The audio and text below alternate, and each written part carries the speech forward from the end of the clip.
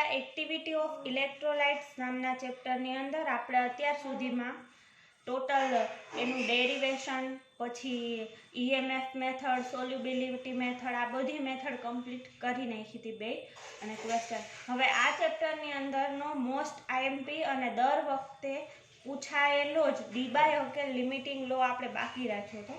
તો ડી-બાય-હકેલ લિમિટિંગ લો દર વર્ષે 100% પૂછાય જ છે, એટલે આ તમે એક્ઝામમાં ચોક્કસ કરીને જ જાજો ને. હવે તો પાકું થઈ ગયું કે તમારે એક્ઝામ ટૂંક સમયની અંદર લેવાશે.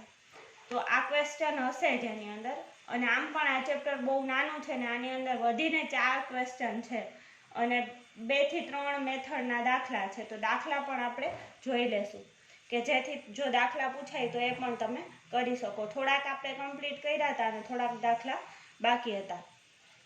ડી-બાય-હકેલ લિમિટિંગ લો છે એ એક પ્રેક્ટિકલ વસ્તુ છે. પ્રેક્ટિકલ વસ્તુ એટલે કેવી વસ્તુ કે જેની અંદર તમે અમુક વસ્તુ અથવા તો અમુક જે એના સૂત્ર હોય ને એ પ્રેક્ટિકલી વૈજ્ઞાનિકોએ આપેલા હોય, એ તમારે સ્વીકારી અને આગળ વધવાનું હોય. એટલે કે આ લો પહેલા તો કરવા માટે અમુક આગળના સૂત્રો છે એ પણ તમે યાદ હશે તો વધારે સહેલું પડશે. આ શું કહેવા માંગે છે એ જોઈએ તો કે it correlates the activity coefficient of ith ion. I મતલબ આયોનિક સ્ટ્રેન્થ છે, with its charge and ionic strength of the solution.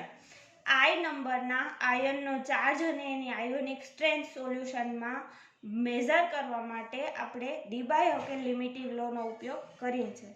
તો હવે for ideal solution of ith ion, હવે આઈડિયલ સોલ્યુશન માટે મ્યુ નું સૂત્ર આપણને યાદ છે. Mu ideal is equal to mu I0 plus RT ln K હોય, એની બદલે અહીંયા આપણે શું લખવાનું છે MI. હવે જોઈએ for electrolyte solution, real solution. અત્યારે શું હતું તો કે આઈડિયલ સોલ્યુશન, હવે real solution. Mu I of real electrolyte solution is equal to mu I0 plus RT ln, અહીંયા MI હતું, અહીંયા શું આવશે AI. હવે તમને ખબર છે આગળ આપણે આવી ગયું છે કે A/M is equal two gamma થાય, તો A ઇઝ ઇક્વલ ટુ શું થાય M ગામા. તો અહીંયા AI ની બદલે આપણે ln AI ની બદલે ln MI plus ln gamma I મૂકી શકીએ. હવે જોઈએ mu I real is equal to mu I0 RT ln MI gamma I. હવે જુઓ mu I plus RT ln MI plus RT ln gamma I, આટલું આપણને સૂત્ર મૂક્યું. હવે આપણે mu I real minus mu I ideal is equal two RT ln gamma I મળે છે અને એ ડેલ્ટા G પર મોલના સંદર્ભમાં આપણને મળે છે.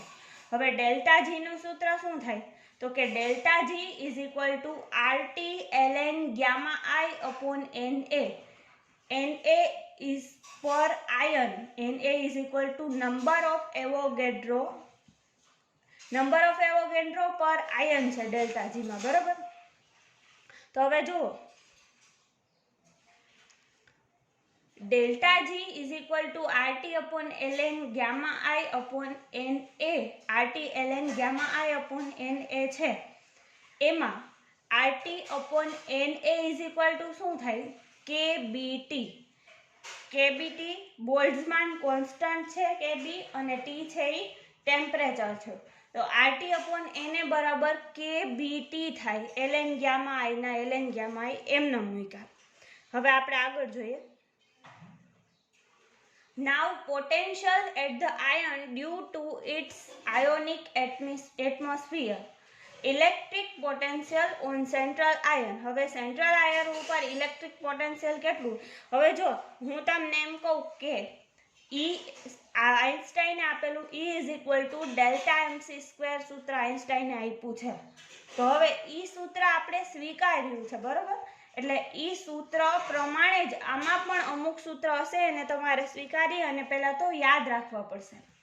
તો electric potential on central ion psi I is equal to minus ZC EK upon A pi epsilon 0, where K is equal to inverse of thickness of ionic atmosphere. જ્યાં કે બરાબર બોલ્ટ્ઝમાન કોન્સ્ટન્ટ નથી, બરાબર. શું છે? Inverse of thickness of ionic atmosphere.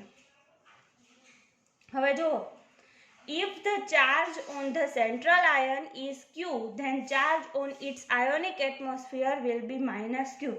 જો central ion ઉપરનો charge q હોય તો એના આયોનિક એટમોસ્ફિયરનો ચાર્જ એનાથી ઉલટો હોય. એ તો બરાબર, વચ્ચે માઇનસ હોય તો આજુબાજુ પ્લસ, એ રીતે હોય.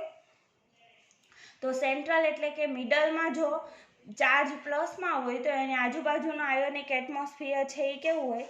માઇનસમાં હોય, બરાબર. તો હવે જુઓ, આ ચાર્જ બરાબર શું થયું? Minus Q.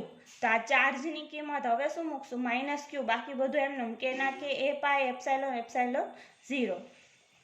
Now reversible work done to charge an ion surrounded by its ionic atmosphere. Let us consider uncharged ion in place in the solution and it acquire a constant potential psi I due to increase in charge. હવે જો, જ્યારે પણ આપણે reversible process કરીએ આયનને charge કરવા માટે, ત્યારે શું થશે કે એના એટમોસ્ફિયરથી સરાઉન્ડેડ, ઘેરાયેલા હશે, બરોબર. તો જેમ આપણે સાઈ આઈમાં કોન્સ્ટન્ટ રાખશું પોટેન્શિયલ, એમ એનો ચાર્જ છે એ શું થતો જશે? વધતો જશે. Reversible work dw to increase the charge by dq. જેમ dq વધશે એમ એનું રિવર્સિબલ dw પણ કેવું થશે? વધતું જશે. તો dw is equal to psi I dq. તો ટોટલ વર્ક ડન પર આયન, હવે જો વર્ક ZCE છે તો 0 થી ZCE સુધીની લિમિટ લઈ total work psi I dq, w બરાબર 0, આ dw છે ને બદલે w, 0 થી ZCE psi I dq. Substitute the value of psi I, we get, હવે જો psi I ની વેલ્યુને સબસ્ટિટ્યુટ કરીએ તો અહીંયા આપણને આ psi I ની વેલ્યુ છે આ આપેલી, એને આપણે આપણા સૂત્રની અંદર મૂકશું તો શું થશે? માઇનસ પહેલાં તો QK 4 પાઈ એપ્સાઇલોન 0 DQ. આ શું કર્યું આપણે? લિમિટ લીધી. હવે તમે મેથેમેટિક્સ એટલું તો આવડતું જ હશે, એટલે આ લિમિટ અપર લિમિટ છે, આ લોઅર લિમિટ છે. અપરને અહીંયા મૂકવાની, લોઅરને અહીંયા મૂકવાની, આનો સ્ક્વેર અને નીચે શું થશે? 2 મૂકવાના, 2 વડે ગુણી નાખવાનું. તો અહીંયા માઇનસ ક્યુ સ્ક્વેર કે અપોન 2 ઇન્ટુ 4 તો છે જ, પાઈ એપ્સાઇલોન 0. અહીંયા લોઅર લિમિટ કેટલી છે? 0 ને ZCE અપર લિમિટ છે. તો W ઇઝ ઇક્વલ ટુ શું થશે? માઇનસ ZC સ્ક્વેર, આ અહીંયા આવી જશે, E સ્ક્વેર K અપોન 2 4 8, 2 ચોક 8, પાઈ એપ્સાઇલોન 0. હવે delta G is equal to શું છે? W થાય. Now correlate the extra free energy to work. હવે જો આ શું છે? આપણે જે વર્ક કરીએ ને એ છે W.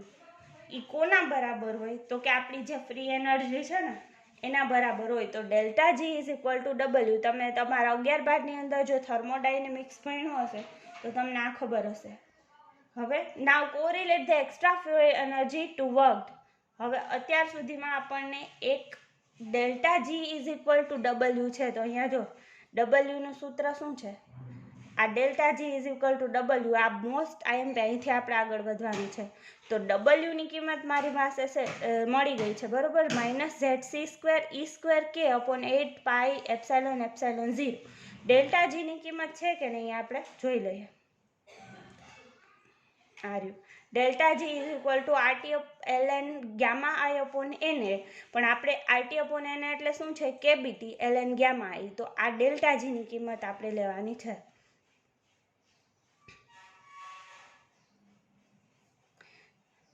સૂત્ર મેઇન છે delta G is equal to W. આ બે સૂત્રને હવે સરખાવવાનું છે. તો ડેલ્ટા G ની કિંમત અને W ની કિંમત આપણે મૂકી, થશે શું? હવે K ને આપણે કરતા કરવાનું છે. પહેલા જો અહીંયા કિંમત ખાસ મૂકી દેવાની. આ સૂત્ર આપણું અહીંયા છે. આ KB એટલે બોલ્ટ્ઝમાન કોન્સ્ટન્ટ છે, બરોબર. એ આ K થી અલગ છે. આપણે જોઈએ આ K શું છે, થિકનેસ છે. તો આ K ની કિંમત 2e² NAI upon KBT epsilon 0 epsilon 1/2 આ આપને મળેલી છે. આ તમારે સૂત્ર આનું યાદ રાખવું પડશે. હવે KBT ln ગામા એમનમ, આ ZC² e² upon 8 epsilon epsilon 0 એમનમ. આ K છે ને ત્યાં આપણે આ આખી કિંમત મૂકવાની છે. આ કિંમત મૂકી. હવે જુઓ ln ગામા એમનમ છે. આ KBT છે ને એને હું અહીંયા છેદમાં જાઉં, અહીંયા KBT આવી ગયા, બાકી બધું એમનમ છે. આખી ફોર્મ્યુલાને આપણે રીઅરેન્જ કરતા ln ગામા ZC² e² એમનમ, આ સૂત્ર એમનમ. ખાલી અહીંયાથી આયોનિક સ્ટ્રેન્થ I છે ને એને બહાર કાઢી લીધી. હવે આ આયોનિક સ્ટ્રેન્થ અહીંયા 1/2 ના ઓલામાં છે, તો એ બહાર નીકળે તો શેમાં આવી જાય, અંડરરૂટમાં આવી જાય, બાકી બધું એમનેમ. પરંતુ KB is equal to Boltzmann constant બરાબર R/NA એ આપણને ખબર જ છે. તો આપણે KB ની જગ્યાએ R/NA મૂકી શકીએ. તો આ KB છે એની બદલે હું R/NA મૂકું તો અહીંયા એક NA છે. હવે KB ની બદલે આ KB છેદમાં છે, તો R/NA મૂકીશ ને તો R અહીંયા રહેશે ને NA ક્યાં જશે, ઉપર, કેમ કે છેદનો છેદ ક્યાં વયો જાય, ઉપર. તો આ NA એક છે, પણ આ R/NA KB ની જગ્યાએ મૂકતા અહીંયા ઉપર શું આવશે, NA² થઈ ગયો, અહીંયા NA², બાકી બધું એમને. તો હવે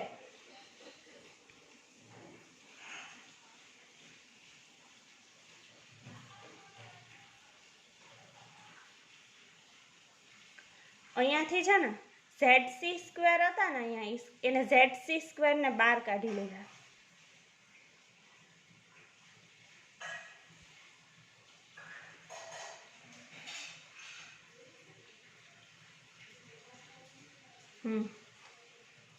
હવે જો log gamma I minus e² NA upon, હવે જો ln હતા એની બદલે log કર્યા તો 2.303 આવી જશે, ઇન્ટુ 8 એપ્સાઇલોન એપ્સાઇલોન 0 RT. આ બધું હતું એમને ZC² √I. પણ આટલું જે છે ને એ આટલું દર વખતે લખવું એ પોસિબલ નથી, આવડું લાંબુ સૂત્ર, બરોબર. એટલે શું કરી નાખ્યું, ઈ સૂત્ર આટલું છે ને એને શું કહી દીધું, A કહી દીધો, કેપિટલ A, બરોબર. ZC² √I તો એમનેમ છે જ. આટલાને શું કહી દીધું, કેપિટલ A.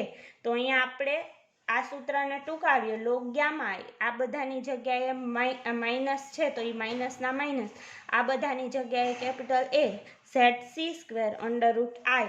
અને આજ શું છે આપણું ડીબાય હકેલ લિમિટિંગ લોનો ફાઇનલ સૂત્ર. જોઈએ તો log gamma plus or minus is equal to શું થાય, માઇનસ I. Z છે એ શું હોઈ શકે, Z પ્લસ પણ હોઈ શકે, Z માઇનસ પણ હોઈ શકે. અહીંયા C² ખાસ લખી નાખજો, √I.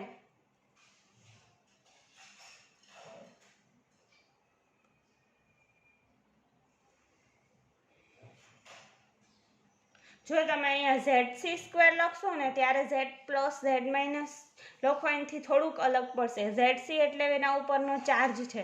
જો અહીંયા ચાર્જ વડે દર્શાવો ને Z પ્લસ ને Z માઇનસ, ત્યારે સ્ક્વેર અને C નહીં આવે, કેમ કે ZC² એટલે જ એક પોઝિટિવ અને એક નેગેટિવનો ચાર્જ દર્શાવે છે. તો જ્યારે આ રીતે લખો ત્યારે C² આવશે, આ રીતે લખશો ત્યારે નહીં આવે. આ બે સૂત્ર કોના છે, ડીબાય હકેલ લિમિટિંગ લોના છે. હવે જો ધારો કે for water 25 degree centigrade temperature, 25 degree સેન્ટીગ્રેડે વોટરનો A બરાબર શું થાય, તો કે 0.509. તો અહીંયા માઇનસના માઇનસ, એની બદલે 0.509, બાકી બધું હતું એમને. જો ગ્રાફ દોરવામાં આવે તો આ તો કેવી રીતે પ્રેક્ટિકલ ગ્રાફ હોય, અહીંયા મ્યુની વેલ્યુ, અહીંયા log ગામા પ્લસ માઇનસની વેલ્યુ. જો આનો ગ્રાફ દોરવામાં આવે તો NaCl CaCl2 Na2 CSO4, તો આ ઓછા ચાર્જ વાળો રહે ને એ ઉપર, પછી જેમ ચાર્જ વધતા જાય એમ ગ્રાફ કેવો થતો જાય છે, લોઅર. શું કામ, તો કે જેમ જેમ આપણે આગળ વધીએ તો સૂત્ર આનું આ જ લાગુ પડશે. પણ જો અહીંયા શું છે, NaCl છે તો Na પ્લસ અને Cl માઇનસ, તો ખાલી એક આવે. અહીંયા CaCl2 છે તો ગુણ્યા 2 કરવાના, પછી ધારો કે કોઈ AlCl3 હોય તો શું કરવાના, ગુણ્યા 3. એવી રીતે આ આગળ ફરતું જાય. ફાઇનલ આપણું સૂત્ર શું છે, log plus or minus is equal to minus AZ plus Z minus √μ plus CI. તો આપણે આ ગ્રાફેટિકલ, બરાબર. બાકી આ તો આપણી વેલ્યુ, આ સૂત્ર આવ્યું તો આપણું ફાઇનલ જ. પણ જો ગ્રાફ ઉપર જોઈએ તો આ રીતે પણ લખી શકીએ, જ્યાં C બરાબર શું થાય, ઇમ્પેરિકલ કોન્સ્ટન્ટ. તો આ ડી-બાય-હકેલ લિમિટિંગ લોની અંદર જો કોઈને કાંઈ ક્વેરી હોય અને ન સમજાણું હોય તો તમે પૂછી લેજો મને. અને આ ક્વેશ્ચન દર વખતે એક્ટિવિટી ઓફ ઇલેક્ટ્રોલાઇટમાં હોય જ છે, એટલે અને ઇક્વેશન બહુ જ ટફ છે. તમારા આખા ઓલાની અંદર આ ઇક્વેશન સૌથી વધારે ટફ છે. તો આને 1 વાર 2 વાર 3 વાર તમને જેવી રીતે ન આવડે ત્યાં સુધી આખું લખજો. ને આમાં મોટાભાગના સૂત્ર છે એ યાદ તમારે રાખવા પડશે, બરાબર. તો એ યાદ રાખવાની ટ્રાય 1-2 વાર લખશો એટલે થઈ જશે. એક્ઝામ લેવાની જ છે એટલે તમે વાંચવા માંડજો. Best reading.